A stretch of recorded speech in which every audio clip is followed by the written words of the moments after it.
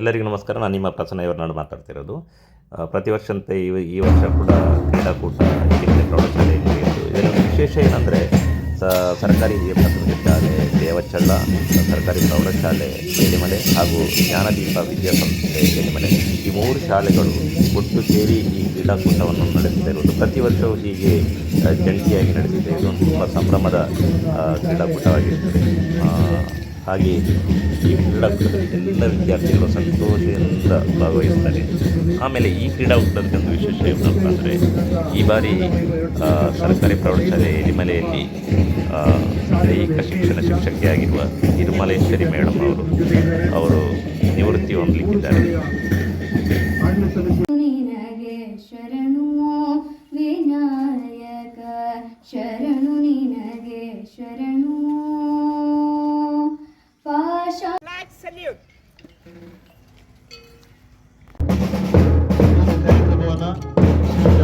ಜಯಂತ ಪಟೇಲ್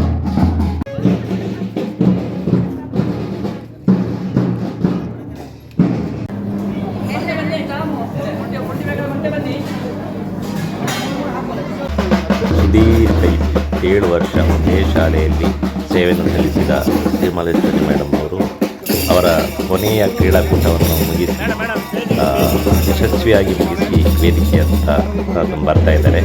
ಅವರನ್ನು ವಿದ್ಯಾರ್ಥಿಗಳು ಬ್ಯಾಂಡ್ ಮುಖಾಂತರ ಗೌರವಪೂರ್ವಕವಾಗಿ ವೇದಿಕೆ ಕರ್ಕೊಂಡು ಬಂದರು.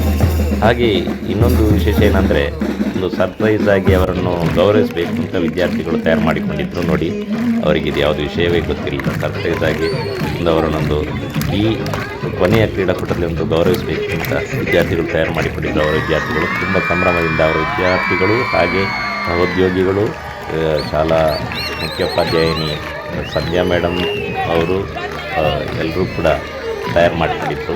ತುಂಬ ಸಂಭ್ರಮಿಸಿದೆ. ವಿದ್ಯಾರ್ಥಿಗಳ ಜೊತೆ ಅವ್ರು ನೋಡಿ ಗೆದ್ದುಕೊಂಡಿರುವ ಎಲ್ಲ ಟ್ರೋಫಿಗಳೆಲ್ಲ ಹಿಡ್ಕೊಂಡು ವಿದ್ಯಾರ್ಥಿಗಳು ಅವರನ್ನು ಬರಮಾಡಿದರು.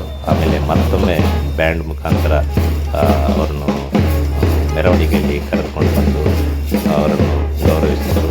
ತುಂಬ ಖುಷಿಪಟ್ಟರು ವಿದ್ಯಾರ್ಥಿಗಳು. ಈ ಸಂದರ್ಭದಲ್ಲಿ ವಿದ್ಯಾರ್ಥಿಗಳ ಹೆತ್ತವರು ಹಾಗೆ ಆ ಊರಿನ ಅಕ್ಕಪಕ್ಕದ ಶಾಲೆಯ ಎಲ್ಲ ವಿದ್ಯಾರ್ಥಿಗಳು ಈ ಕಾರ್ಯಕ್ರಮವನ್ನು ಕಣ್ತುಂಬಿಸಿಕೊಂಡು ತುಂಬ ಖುಷಿಯಾದ ಒಂದು ಕಾರ್ಯಕ್ರಮ ಅಂತ ನನಗೆ ಅನ್ನಿಸ್ತು. ಅಂದರೆ 28 ವರ್ಷಗಳ ಕಾಲ ಎಷ್ಟು ವಿದ್ಯಾರ್ಥಿಗಳನ್ನು ರಾಜ್ಯ ರಾಷ್ಟ್ರ ಮಟ್ಟಕ್ಕೆ ಕಲಿಸಿದ ಒಬ್ಬರು ದೈಹಿಕ ಶಿಕ್ಷಣ ಶಿಕ್ಷಕಿ ವಿದ್ಯಾರ್ಥಿಗಳು ತೋರಿಸಿದ ಪ್ರೀತಿ ನೋಡಿ ಎಷ್ಟು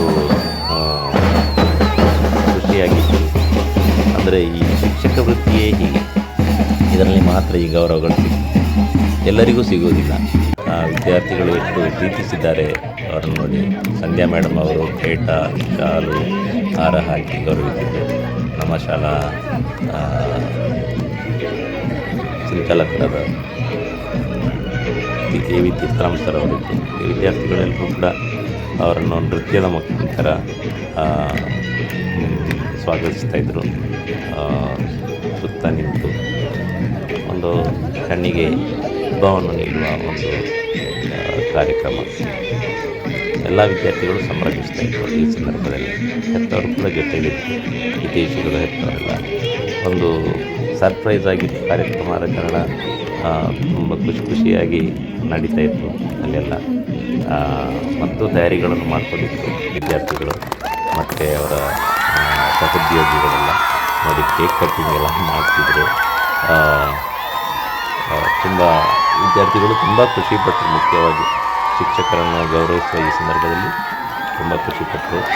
ಹಾಗೂ ಅವರ ಹಿತೈಷಿಗಳೆಲ್ಲರೂ ಕೂಡ ಖುಷಿಪಟ್ಟರು. ಎಲ್ಲರ ಮುಖದಲ್ಲಿ ಖುಷಿ ಇತ್ತು.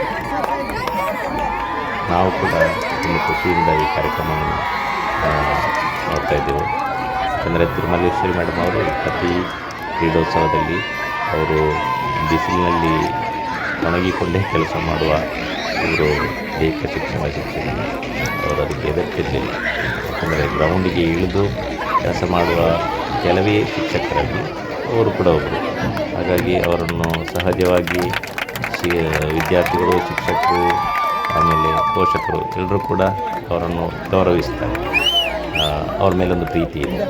ಹಾಗೆ ಅವರಿಗೂ ಹಾಗೆ ವಿದ್ಯಾರ್ಥಿಗಳು, ಶಿಕ್ಷಕರು ಎಲ್ಲರ ಹತ್ರ ಒಂದು ಬಾಂಧವ್ಯ ಚೆನ್ನಾಗಿತ್ತು. ಯಾಕಂದರೆ 27 ವರ್ಷ ಒಂದೇ ಶಾಲೆಯಲ್ಲಿ ಅವರು ಸೇವೆ ಸಲ್ಲಿಸ್ತಾ ಇದ್ದರು.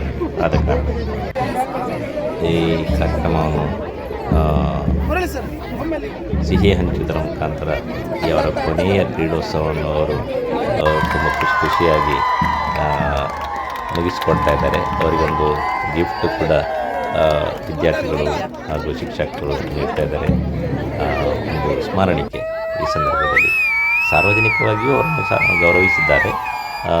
ಎಲಿಮಲೆಯ ಎಲ್ಲರೂ ಕೂಡ ಸಾರ್ವಜನಿಕವಾಗಿ ದೊಡ್ಡ ಈಗಾಗಲೇ ತಾಲೂಕು ಮಟ್ಟದ ಕ್ರೀಡಾಕೂಟದಲ್ಲೆಲ್ಲ ಗೌರವಿಸಿದ್ದಾರೆ. ಆದರೆ ಇದೊಂದು ಅವರ ಕೊನೆಯ ಕ್ರೀಡೋತ್ಸವ, ಅವರು ನಡೆಸುವ ಕೊನೆಯ ಕ್ರೀಡೋತ್ಸವ ಅಂತೇಳಿ ಇದೇ ಶಾಲೆಯ ವಿದ್ಯಾರ್ಥಿಗಳು ಹಾಗೆ ಶಿಕ್ಷಕರು ಎಲ್ಲರೂ ಕೂಡ ಅವರನ್ನು ಮತ್ತೊಮ್ಮೆ ಪ್ರೀತಿಯಿಂದ ಗೌರವಿಸಿದ್ದಾರೆ. ಹಾಗೆ ಕಾರ್ಯಕ್ರಮದ ಕೊನೆಗೆ ಅವರು ಧ್ವಜವನ್ನು ಶಾಲೆಗೆ ಹಸ್ತಾಂತರಿಸುವ ಮುಖಾಂತರ ಇನ್ನು ಮುಂದಕ್ಕೆ ನೀವು ಈ ಕ್ರೀಡೋತ್ಸವವನ್ನು ನಡೆಸಿಕೊಂಡು ಹೋಗಿ ಅಂತ ಹಾರೈಸಿದ್ದಾರೆ.